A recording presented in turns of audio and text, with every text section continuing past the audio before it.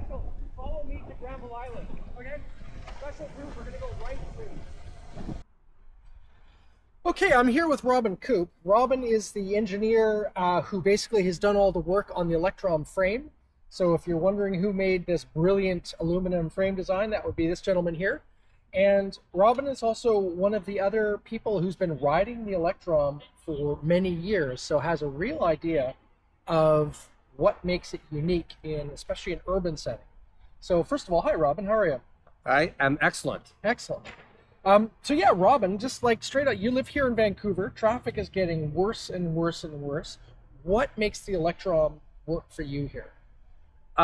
Essentially, yes, you just don't have to worry about traffic at all.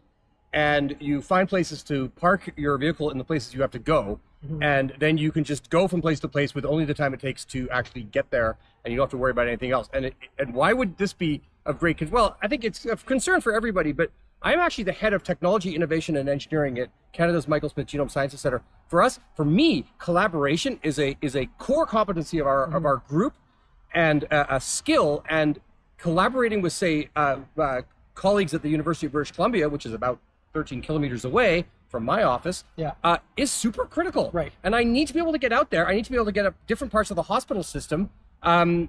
And let alone all the other errands you do, and just doing it when you know that you don't have to leave a lot of time for finding parking, for walking. The University of BC particularly, there's a lot of time spent walking from where you parked to where you're going to go. Yeah, talk to someone. My daughter's at university, and that's always one of her biggest things. It's like, oh, I have to park here. Yeah. But this class is on the other side of campus. Right, exactly. 20 minutes. So are you finding basically you show up, you just park right in front of the building you want to go into, and I have a place to park in front of every building I need to be at. Yeah. And mostly actually covered. If you find, you have to be a little bit sort of clever and look around and you find a suitable place. So I teach at the university in the winter term. I'm able to get out there and park in a good place, leaving my office at 5 o'clock. So this is in winter, even in wet weather, in cold weather.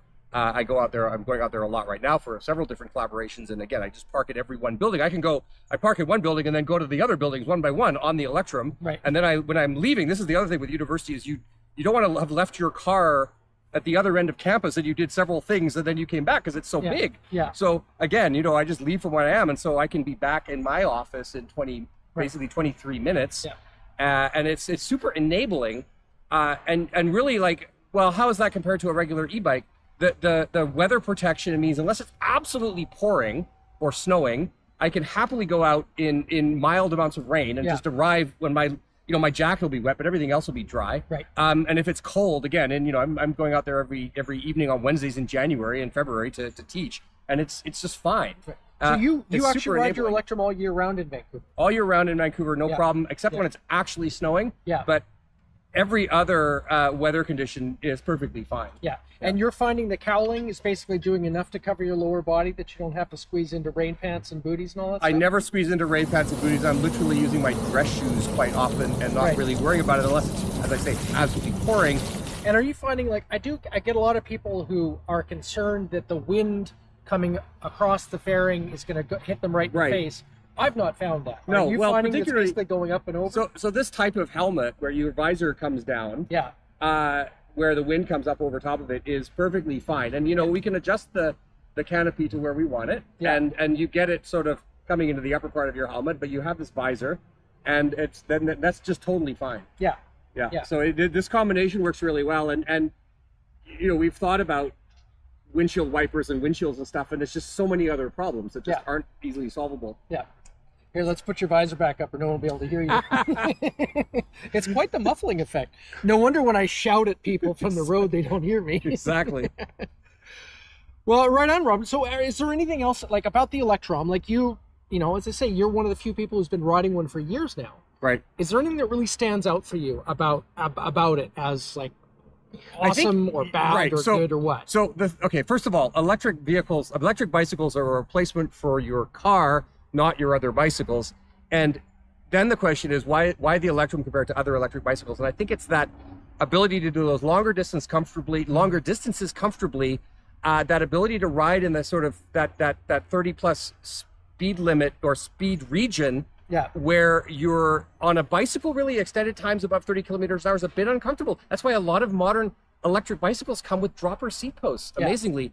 But with the Electrom, your very low speed handling is great. Your high speed handling is great. Yeah. Your swooping downhill, down corners is totally confidence inspiring, and that weather protection, not having to get changed. And there's one other massive one, which is this big cargo holder behind me. So having this cargo capacity, I will say, as somebody who does a lot of shopping, like, it's so much better to shop with a rigid cargo container than with soft bags. I've shopped with soft panniers before, and it's just really annoying. You have to it's a major packing project every time you come out of the grocery store, and your capacity ultimately is not that high.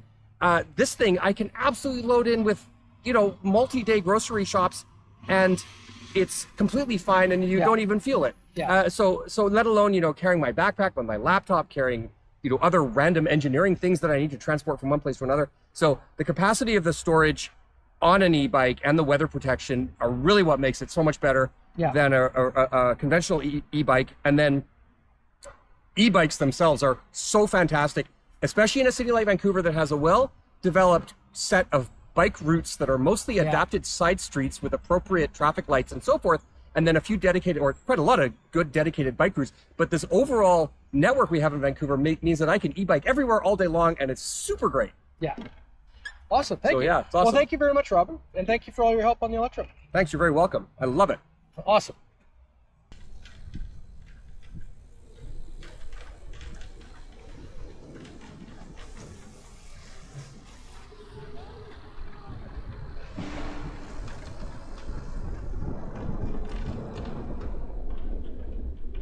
Excellent example of using the Electron lane filtering privileges to break the law. We're going to go into the right here. Okay.